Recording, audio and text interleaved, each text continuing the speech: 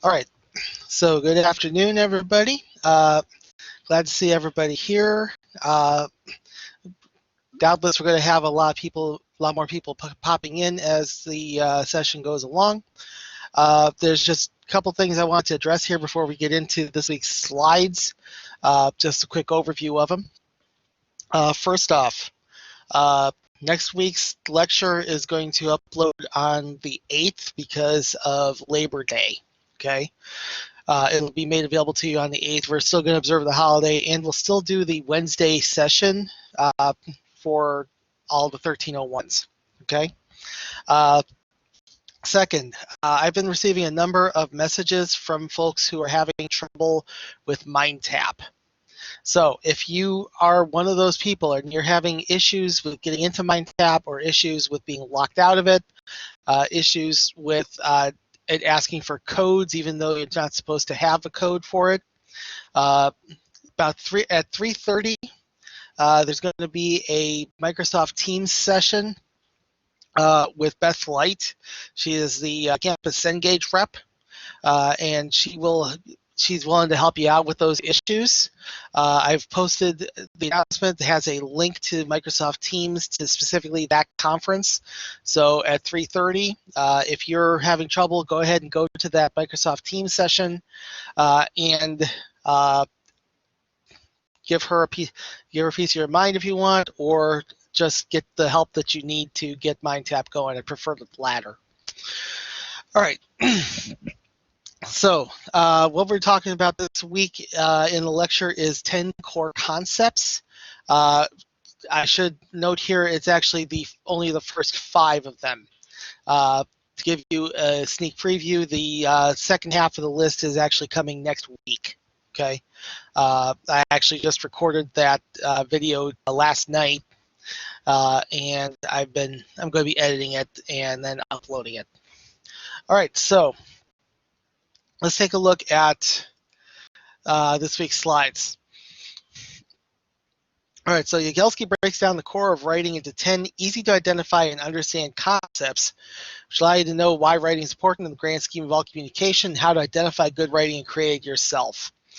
Just real quick, the 10 core concepts that he talks about in this book constantly. Writing is a process of discovery and learning. Good writing fits the context.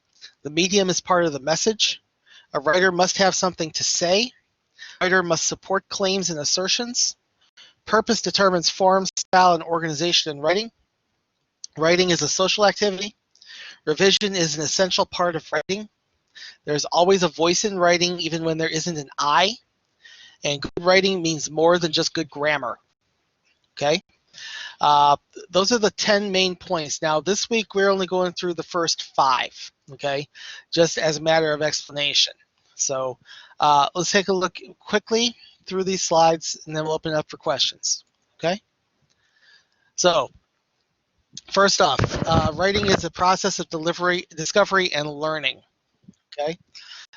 So basically, you can learn things about yourself, and you can learn things about other people as you go about writing, okay? Use writing to enact that kind of change. Now, I have my textbook with me this time, so I'm going to let you guys hear some of the stuff that I'm talking about in these examples, okay? Specifically, the example about Chelsea, okay? Let me bring it up here. Okay, here we go. All right, so here's Yagelski's story about Chelsea. If you have the textbook and can follow along, it's on page 23. This is specifically from one of the classes that Yagelski taught. He's a instructor at SUNY Albany in New York. And he has a story about this student, Chelsea. A few years ago, a student in one of my classes decided to write an essay about her relationship with her parents. Writing that essay turned out to be a much more involved and important experience than she expected. In the first draft of her essay, Chelsea, who was 22 years old, described how her relationship with her parents was changing now that she was an adult. Her draft was lighthearted and full of fond memories and funny anecdotes about her parents that revealed how much she enjoyed her new relationship with them. But something was missing from the draft. For one thing, Chelsea mentioned briefly that her parents had recently divorced after more than 20 years of marriage, but she wrote almost nothing about the divorce. That seemed strange to Chelsea's classmates, who asked her about the divorce during a workshop of her draft. The more we discussed her draft, the clearer it became that there was a lot more to the story than Chelsea had revealed in her draft. Okay. As Chelsea revised her draft, her essay began to change. It was no longer a lighthearted story about having a relationship with her parents. It was now a more complicated essay that revealed Chelsea's conflicted feelings about what had happened to her parents' marriage and how it affected her. There was still humor in the essay, but it was bittersweet, tempered by her realization that her changing relationship with her parents was accompanied by loss as well as gain. Chelsea's essay became a journey of discovery through which she learned a lot about herself, her parents, and the experience she was describing in her essay. She also learned a valuable lesson about writing. When she began the essay, she thought it would be a simple narrative about her changing relationship with her parents. But the process of writing took her deeper into her experience and the complexities of human relationships. It helped Chelsea gain insight into an important period in her life and maybe understand something important about relationships and life in general. Writing her essay also enabled Chelsea to communicate something interesting about relationships to her readers. But what she communicated was knowledge and insight that she gained through the act of writing, which enabled her to examine and reflect deeply upon her experience. This capacity of writing to help writers learn about and understand something is part of what makes writing so powerful and so important. All right, so following that on the next page is an excerpt from the actual essay itself. The essay was titled Changes in its final form. And here's how it reads. This is just a 2-paragraph excerpt from it. You can kind of see what she's learning about as she writes this. I didn't know how to handle the fact that my parents were actually 2 separate people who had ceased to exist as one entity. 2 people who had other interests and other desires besides just solely being parents. With 3 grown children, they felt that it was time to move on and become separate people. The combination mom and dad that I had once imagined as this real thing suddenly transformed into a mom and a dad who were pursuing their own separate lives and their own interests. And I had to choose. My brother moved out and found an apartment to hide in, away from the crumbling walls of our family. I was torn between moving out and moving on from the only thing I ever knew, from this mom and dad that was suddenly becoming non-existent.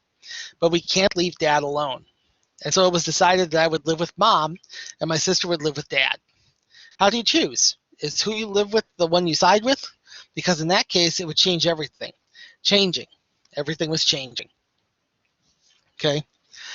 Clearly, this was an assignment for a very personal essay. All right. As Chelsea discovered, writing is much more than a step-by-step procedure for organizing ideas into a specific form, such as a lab report or a narrative. Writing effectively requires understanding that you are on a journey of discovery that enables you to understand something better and to convey what you discovered to others. That journey sometimes takes you to places that you didn't expect, and it is rarely a straightforward linear process from start to finish. If you approach a writing task as such a journey, it won't always be easy, but it can be much more satisfying, not to mention more successful. Okay? So, that's kind of what he's getting at when he talks about discovery and learning. As you go along with the writing process, as you learn from it, you wind up learning something about yourself. You wind up learning about what you're writing about. For the purposes of classes, that really helps. Okay. I will skip my stuff about my private experience because I talked about that in the video. So applying this concept. So in order to apply this concept, one thing you do, approach every writing task with curiosity. Be willing to challenge what you previously thought about something. Be patient with it. Writing an essay is not like fixing a car, okay? No step-by-step process. It's going to vary depending on who you are. Everybody's going to have their own particular style. Allow sufficient time to write. Oh, excuse me, I skipped one. Don't try to perfect your work as you go through an assignment. That's just going to drive you crazy, okay? Then allow sufficient time to write. Okay, don't try to write the whole thing at the last minute. Give yourself a chance to grow into it. Give yourself a chance to apply what you've learned. Try to get some more interesting stuff out of what you're trying to write. Okay, allow it to breathe, basically. All right. good writing fits context, okay? This is also known as your rhetorical situation. What your context is going to do is determine whether your writing will be acceptable or to be receptive to it. Now, this is entirely about the circumstances in which you're writing into. The circumstances surrounding you, your current situation, your audience, and the reasoning behind you writing the work, okay? So this is going into the rhetorical situation for your writing. That's what we've commonly called it in the past. And we have 4 elements to this: purpose, form or genre, audience, and culture, okay? Why are you writing it? What type of writing are you doing? Who is the intended reader of your writing? And what culture are you trying to write toward? Okay, how's your that was a kind of a hard one here. How does your audience identify in terms of group identity? Okay, when you're writing, you should be aware of how group dynamics will influence every individual reader. Some readers, based on their cultural context, might take offense to something that you say. Okay, they may not understand your context for it. Instead, they may think, okay, you're just trying to be edgy. Okay, you gotta be careful about that sort of thing. Be sensitive to that sort of thing when you're writing. So when they apply this concept, okay, first off, consider your purpose. What is your eventual goal? Okay. As I say here, it's got to be more than just get through the class with a good grade. You need to have some kind of ultimate purpose behind what you're writing and why you're choosing to write about what you're writing about. Okay. Second, consider your audience. Okay. Try your best to identify who your intended audience is and work the writing to fit that audience. Think about who you're trying to reach. Okay. And make sure that you're aiming squarely toward that audience. Consider the form of the writing. This influences formatting, how the information is presented, and what information is included. Okay, the form is going to be a lot of thinking about what's going to be the best way to get your message across. Okay, what's the best way to write this so that your audience not only understands it, but feels it. Okay. Last one, study good writing. Look at what other writers have done. Read as much as you can within the context of whatever writing you're attempting. See what's been done in the past and use that study as a model. Okay? No good writer writes in a vacuum. Okay?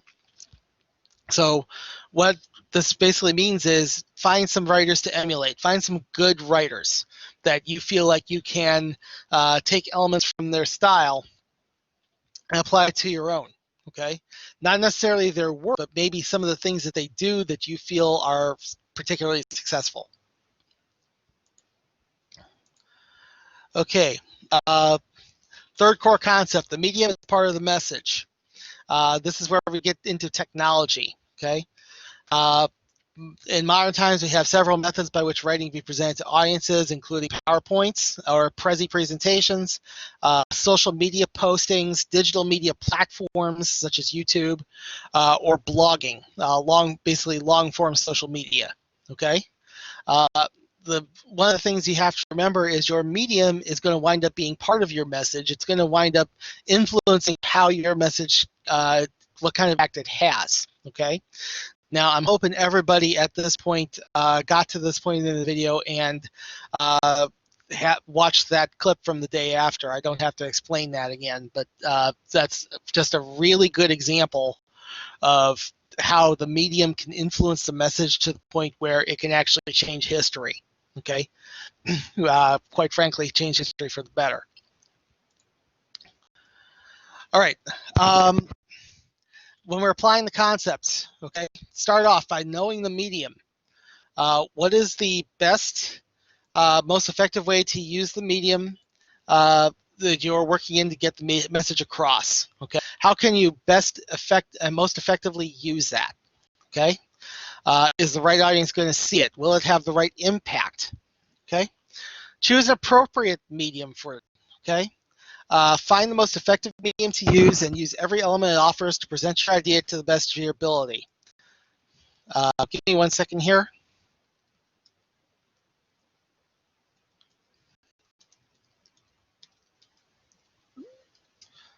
All right, so trying to give somebody some help that they can't hear. Okay, just for FYI, if anybody starts having audio issues, we found last week that what helps with this is if you sign off the conference and come back in, sometimes that brings it back. Okay, so just in case anybody else has issues going forward. All right, appropriate media. Most effective medium to use every element it offers to present your idea to the best of your ability. Then adjust your writing style to that medium. Okay, every medium is going to have its own conventions. Every medium is going to have the little tricks that you can pick to use in order to most effectively utilize that medium. Okay, adjust your writing according to what medium you're attempting to write into. Okay. As I say, blogs are written differently than newspaper articles, which are written differently than personal emails, and so on and so forth. Everything's got their own conventions. All right, core concept number 4, a writer must have something to say. Okay, put simply, your writing has to have a main point. Call it what you want. It all means a central idea, what you're trying to say, and present to your audience so they understand it the same way you do. Okay. The main point that we're getting at here is you have to have a central idea that your paper is centered on, and it has to be clearly articulated to the reader.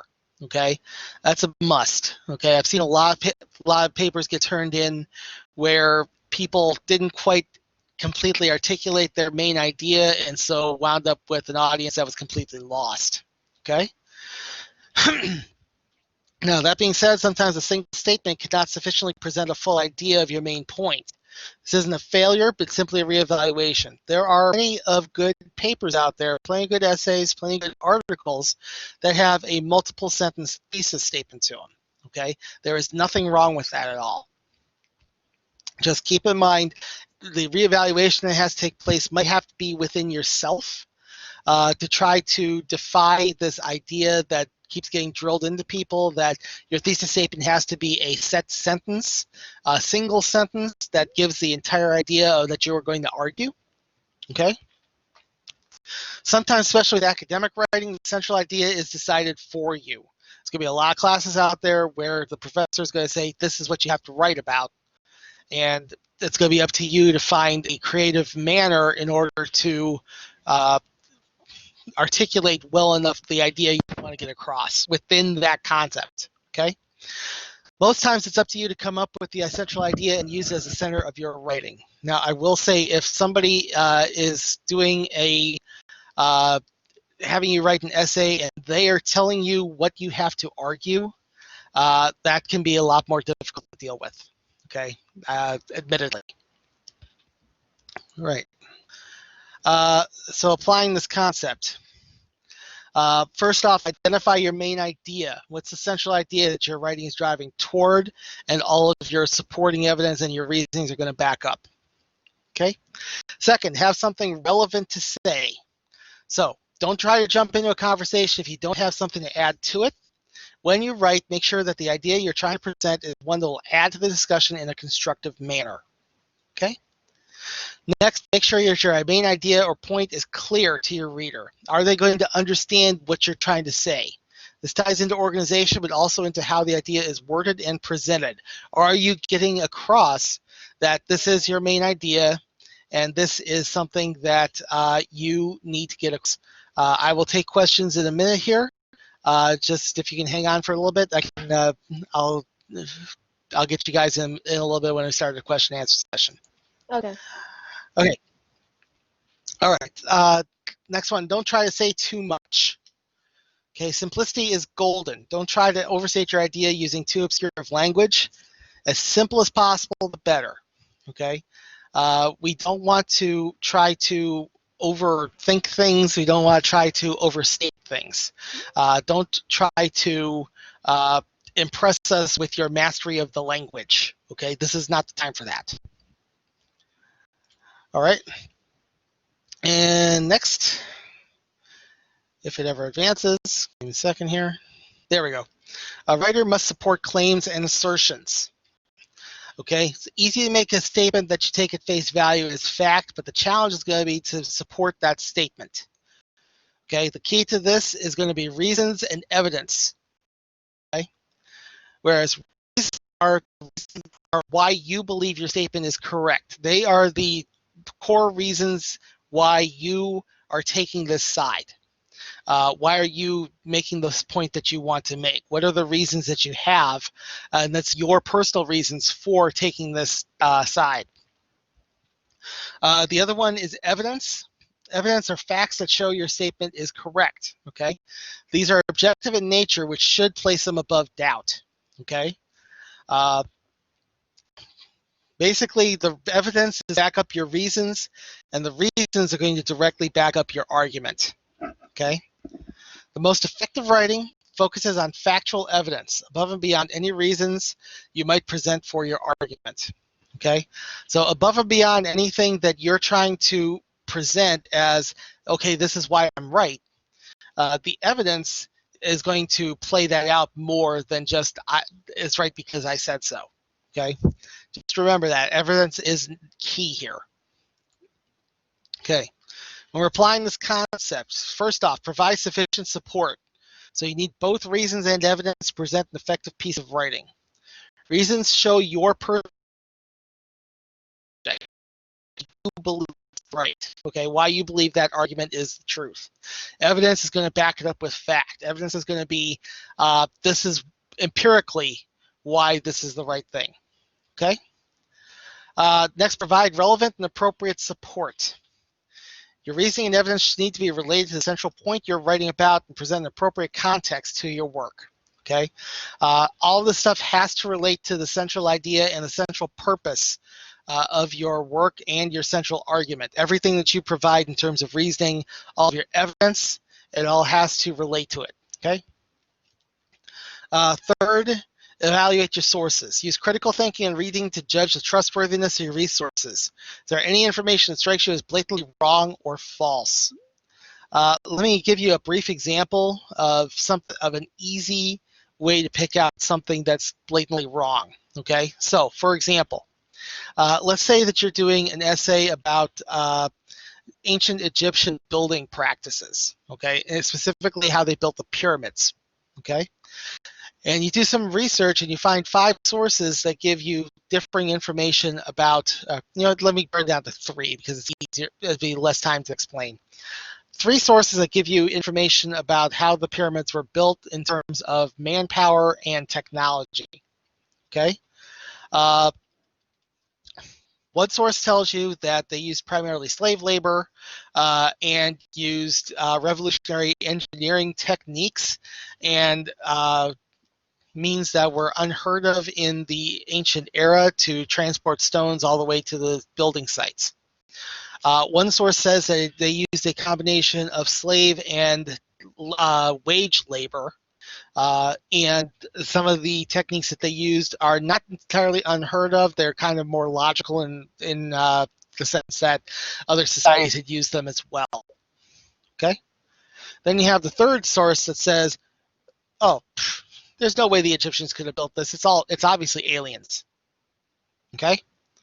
Now, obviously, in that example, the outlier there is number 3. It's probably that frizzy-haired guy from History Channel's Ancient Aliens trying to convince you that everything is aliens. Okay? But I will say that this is something that you have to do when you're doing research. You have to try to think about what sources are saying, and if there's anything that strikes you as blatantly wrong or something that seems dishonest in a source, that's usually going to disqualify that source. Okay? All right, so that gets us through the first 5 core concepts. As I said at the top here, the second half of the core concepts are going to be covered next week in the lecture. Okay? The last thing that we were doing in this week's lecture was creating teams. Okay? Now, I did mention that you could do it in this session. I'm going to give you guys a little time at the end of this session if you want to use the chat function to form teams. Otherwise, if you're not comfortable doing it in public, the other option is to post to the post to the team discussion threads forum on Ecampus. Now I'm taking a look at it right now, and last I saw, I believe possibly only one person had posted. That might be a different class, though. Let me check here. Yeah, no one has posted. Okay. I would recommend that if you're not comfortable with talking with chatting over who's going to be on your teams, use those threads to use that particular forum actually to assemble your teams. Ask for people to join up with you. Try to get enough people together. Now, again, as I mentioned in the video, the teams need to be between 3 and 5 members. That's going to be the optimum number of people. If you have 2 or less, there's going to be not enough viewpoints, and it's not really going to be worth it in terms of both the team assignment and your workshopping. If you have 6 or more, that's going to be a little too unwieldy, and it's just going to turn into a mess.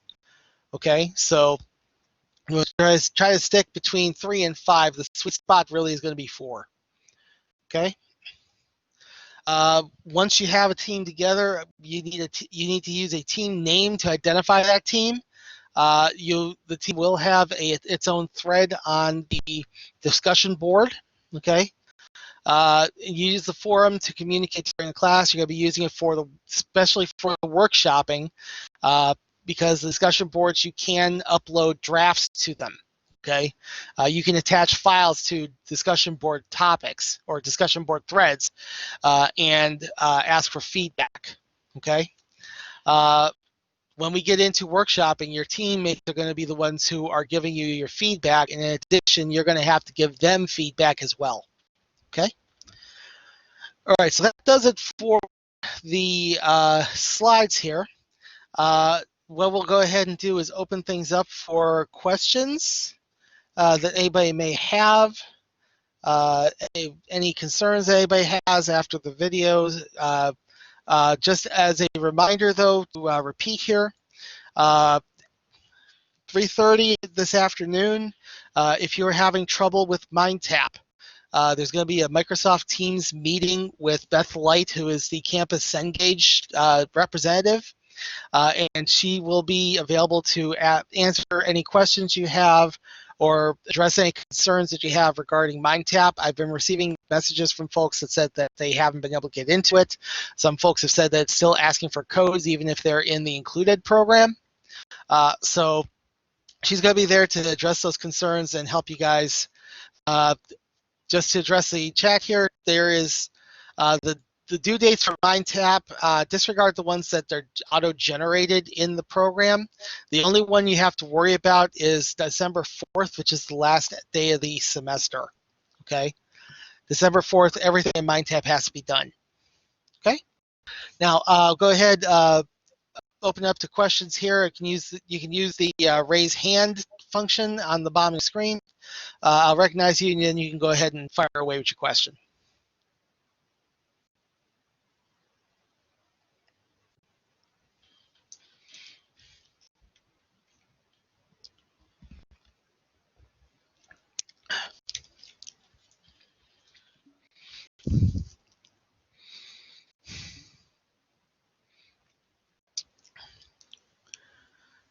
Okay, I have a question here. Do we have to do the ones labeled as practice for a grade? Okay, the stuff that's going to be counting towards your grade is actually specifically marked counts toward grade. Okay, everything else is practice. Okay, Dan, I see you there. Go ahead with your question.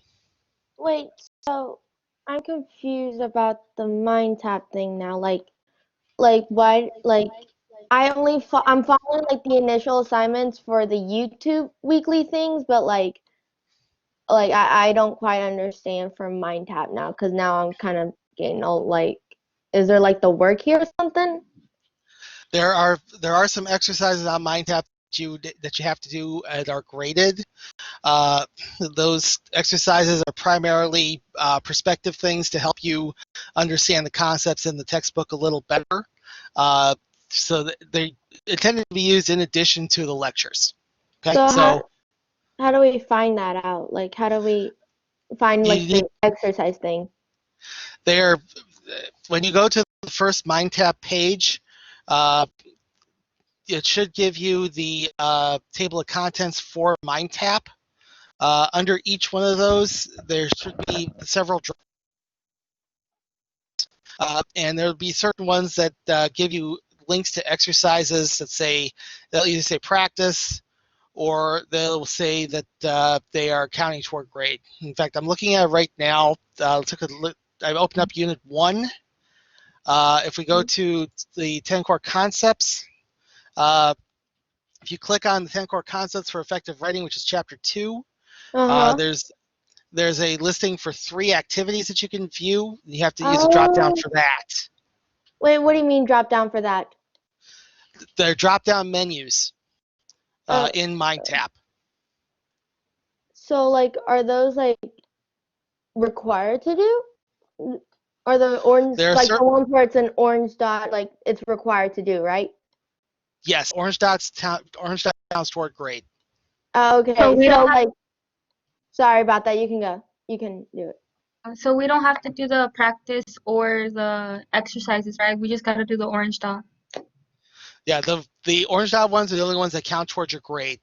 Okay. But I would recommend doing the practice ones just because it is have practice. It's kind of the same concept as the journals. I wanted to have the journals for practice as well. Okay. Okay.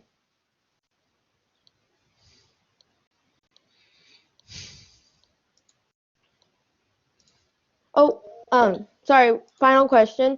Yeah. When we do the MindTap thing, like, how do we send it to you?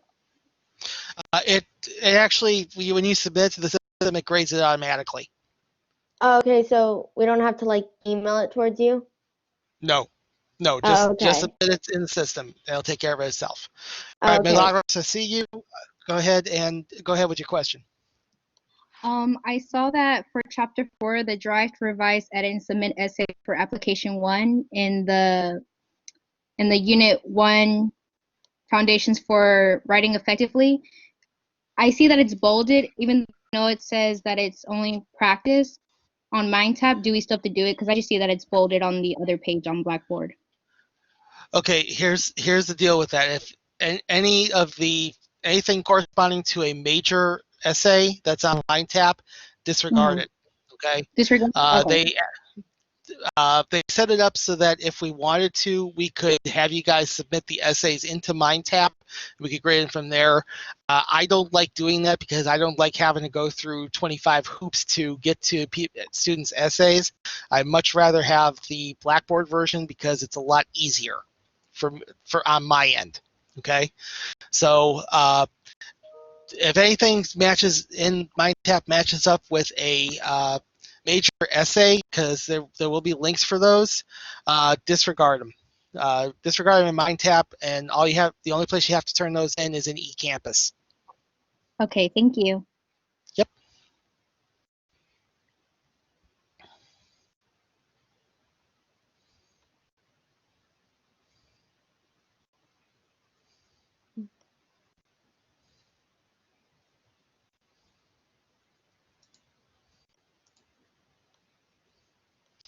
I've got some more links here, or some more email. Let's see. Let me make sure here, because at least one of them is from somebody who's here and asking about because he saw you, he's the only one in the room. Let's see, Destiny was asking if the session is recorded. Yes, it is. I'm going to record all of these. They will be posted to YouTube usually the same day that we hold them.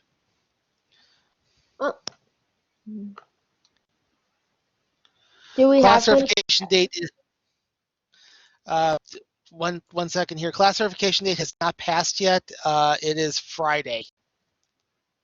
Okay, so I am keeping track of who's attending the sessions. I'm keeping track of who's done work. Basically, if you've attended one of these sessions, or you've made any posts to the discussion boards, or you've turned in that icebreaker essay, you're good. Okay. Now go ahead with the question. Oh man, my brain forgot. Do we have to attend the 3:30 MindTap thingy? Only if you're having trouble getting to MindTap. Okay, that session is for people who are having trouble getting through to it, either because it's asking for codes when it's not supposed to, or they're. I've actually had some students who say that they're locked out of it, and we have no idea why. Okay, Fernando, I see you there. I've got a chat question from Jennifer. Let me answer hers.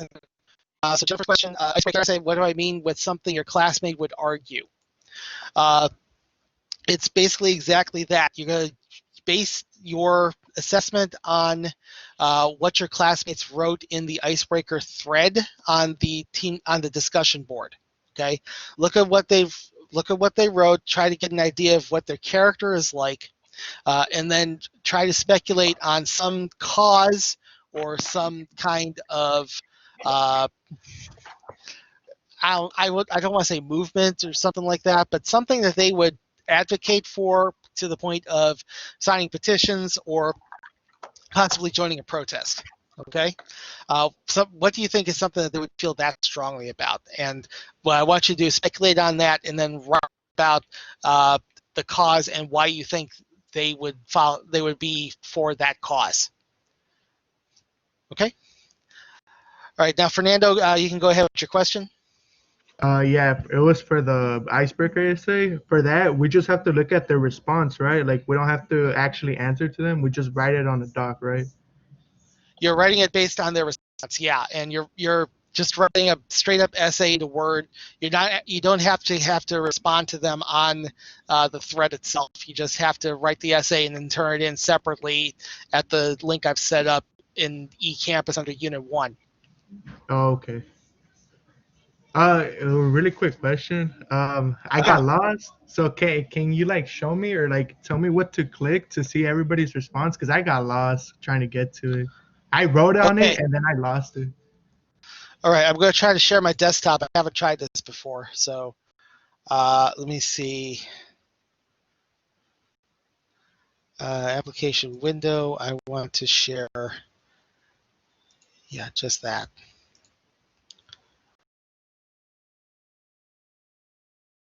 To eCampus. So here's where you're looking. It's over here on class discussion boards. Okay. You have three forums here. First one's weekly discussion topics. Second one is team discussion threads. Third one is questions to the professor. Now the icebreaker stuff is under questions to the professor. Okay. Theoretically, everybody was supposed to respond to the thread that I started at the very bottom here. There's 44 responses. There's 43 responses to it, and then a bunch of people started making their own threads. So you have a lot of options here, a lot of classmates that you can choose from, and basically what they're posting is stuff like this. Okay, just a basic introduction, telling you a little bit about themselves. Okay. A little bit about what their interests are, a little bit about what they are studying, where they're from, things like that. That's what you're going to use to try to figure out what cause they might be advocating for. And how long does it have to be? There's no limits here. This is the icebreaker is no pressure. It's basically intended to figure out how well you write already, so that I have an idea of what to look for going forward. All right, appreciate it. Yep.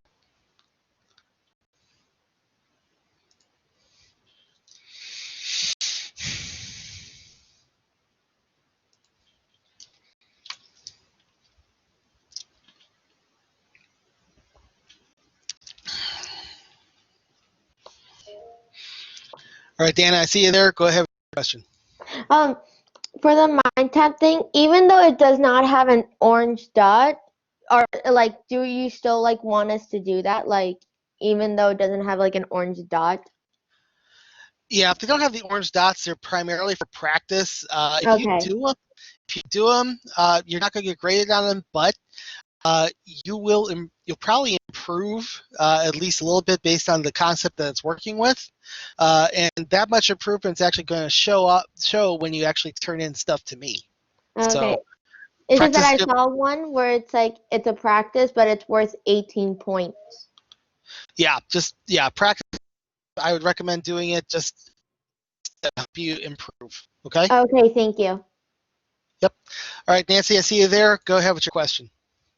So with MindTap, what chapter should we be at right now? Like, should we like just to? I know it's not a grade or anything, but like, where should we be at in the process of it?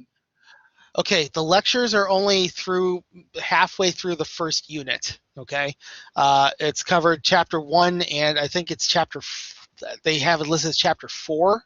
It's the 10 core concepts. We're only about halfway through that particular chapter. Now, the thing is that MindTap is self-paced right now, so as far ahead as you want to go is okay. You don't have to just stick with what the lectures are about. You can go a little bit forward if you want, and then once the lectures catch up, you'll be ready for them. Okay, thank you. Yep.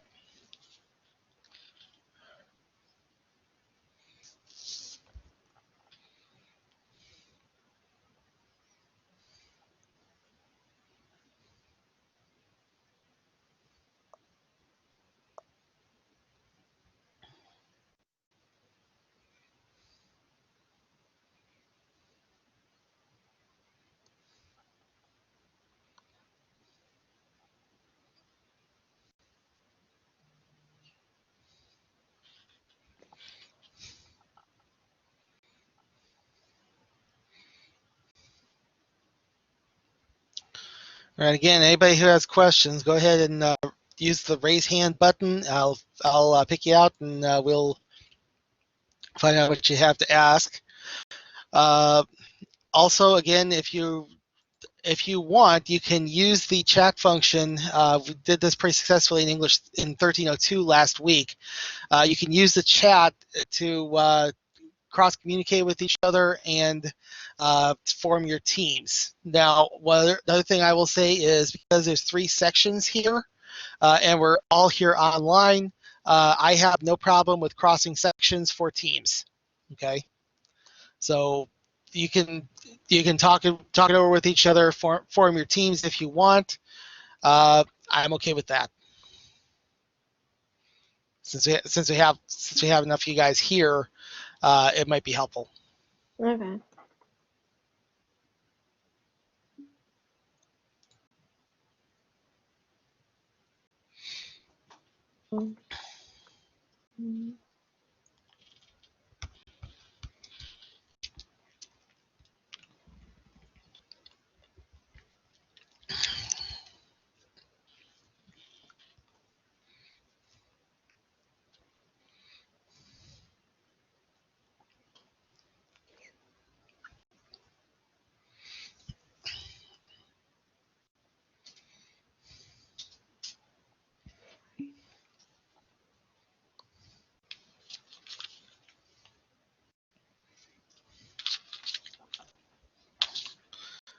And another thing I would suggest is if you do form teams here, once we have full team membership, just go ahead and let me know who's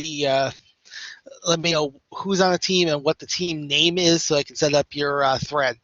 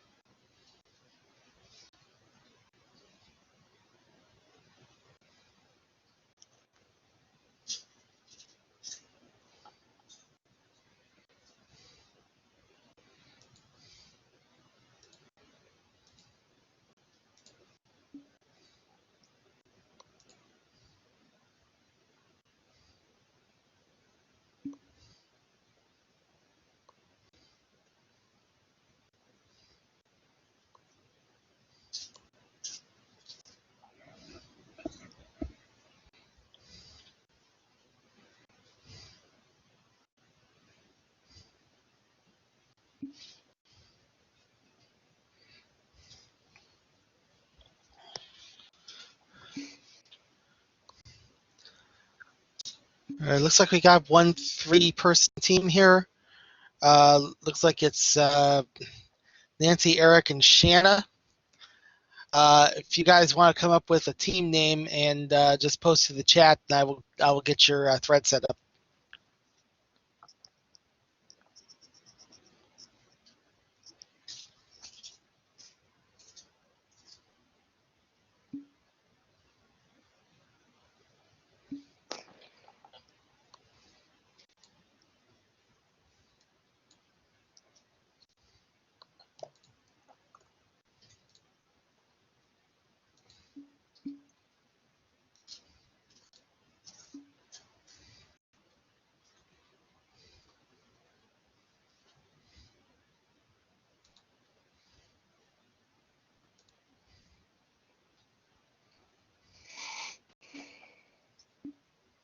Applesauce? Okay, you got it.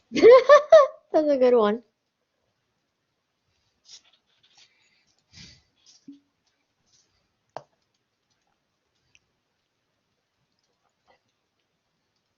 Okay.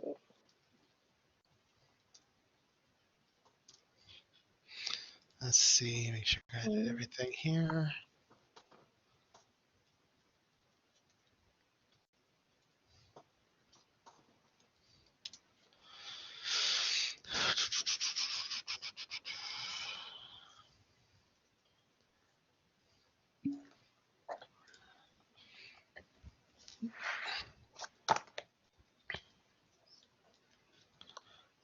Right.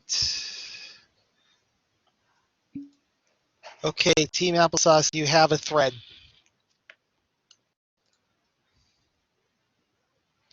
Let's see. Yeah, Shanna, I don't know if you probably can't see it behind me. My daughter's behind me here, like she was last week, and she's wearing a brand spanking new garnet shirt. Let's see. Looks like we have Dana, Michaela, and Juliana forming a team. Mm-hmm. Okay, just we'll need a team name for you guys, and I can set up your thread.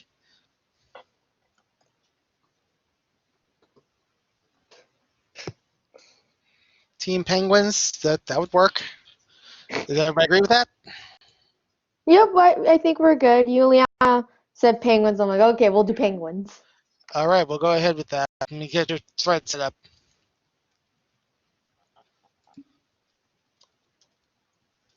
Let's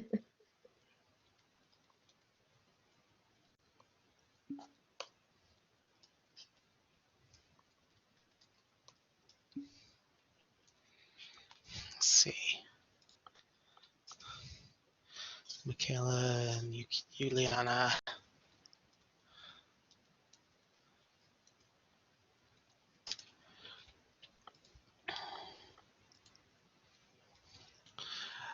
All right, Team Penguins, you have a thread.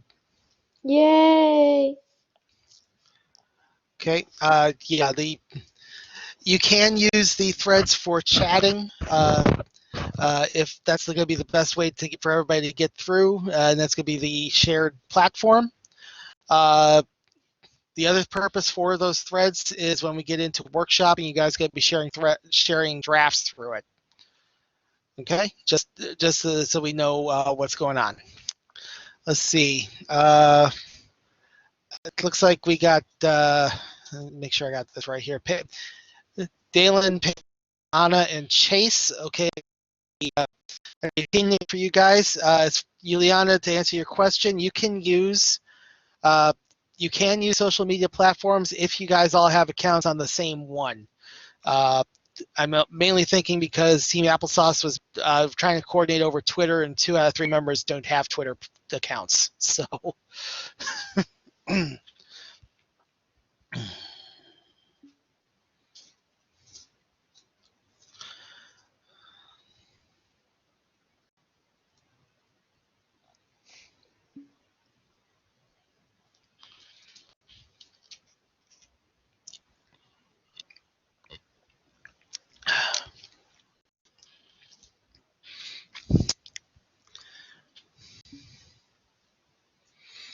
Okay, it looks like you guys are going to use Insta, which is actually might help you out when it comes to when we get into the blog project. Since a big chunk of the blog project is going to involve visuals, Instagram is probably perfect for workshopping that.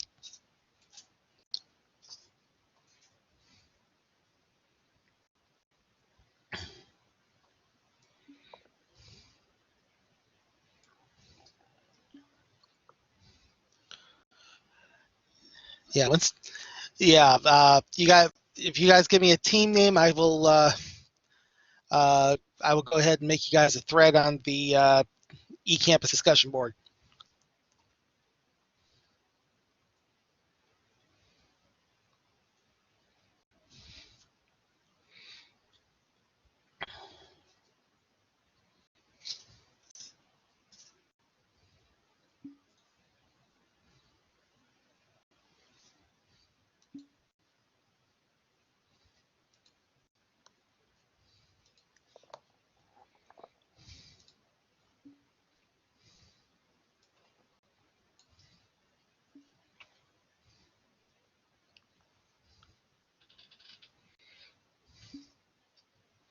Team okay, I can work with that.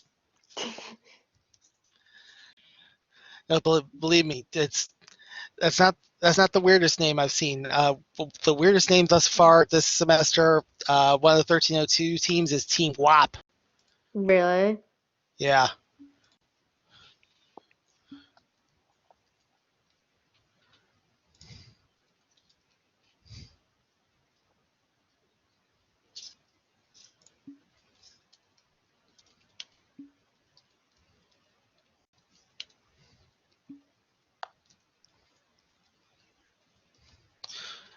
All right. So just so you guys know, when I'm setting up these threads, I'm also getting a membership list there so that everybody can remember what team they're on. I've had problems before where people forgot what team they were supposed to be with. So we're going to try to nip that in the bud this time around. Let's see.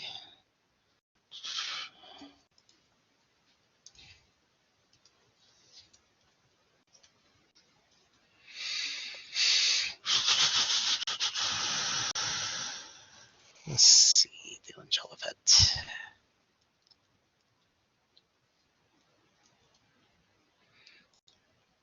And the fourth one. Let's see. Chase. That's what it is. Chase Anderson. There we go. Is that spelled right? Nope. Okay. All right, Team you have a thread.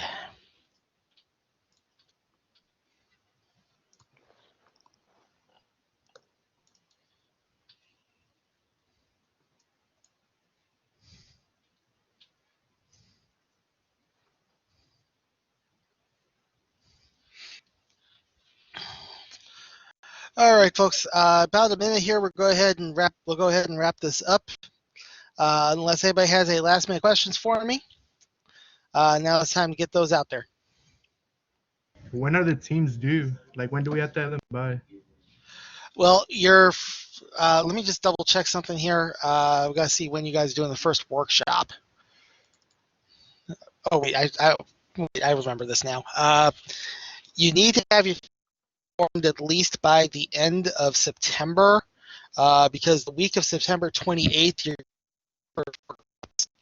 so you need to have a team by that time.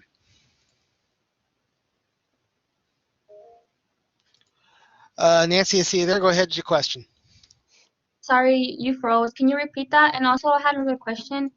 The project is about a blog, right?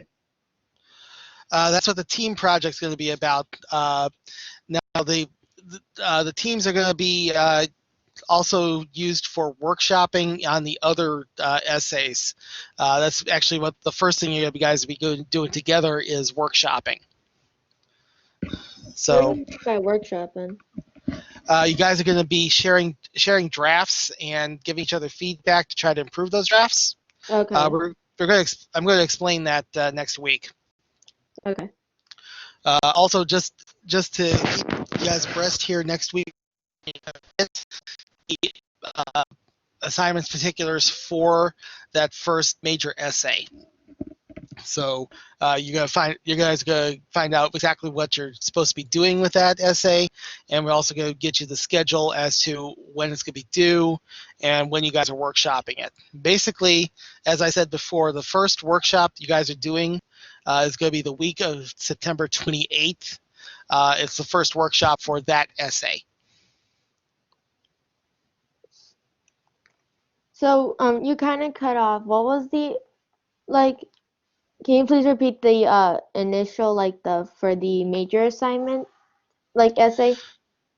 Yeah, the first essay you're gonna need the teams for workshopping. Basically, giving each other drafts and giving feedback on those drafts. Okay. Okay.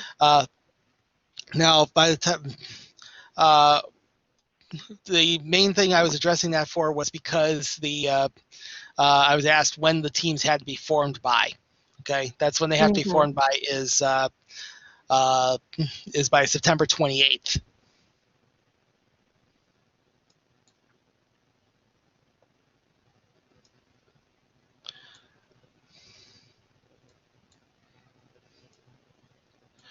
All right, well, I'm going to go ahead and close this up now. So thanks everybody for coming. Let's do this again next week. I will have this posted probably by tonight. It'll be on YouTube, and I should have a link available in Ecampus. So until next week, I will see you guys around. If you have any questions during the week, feel free to email them, or if you're more public in nature, you can post them to Questions Professor. All right, take care, guys, and I will see you guys next week. Okay, bye.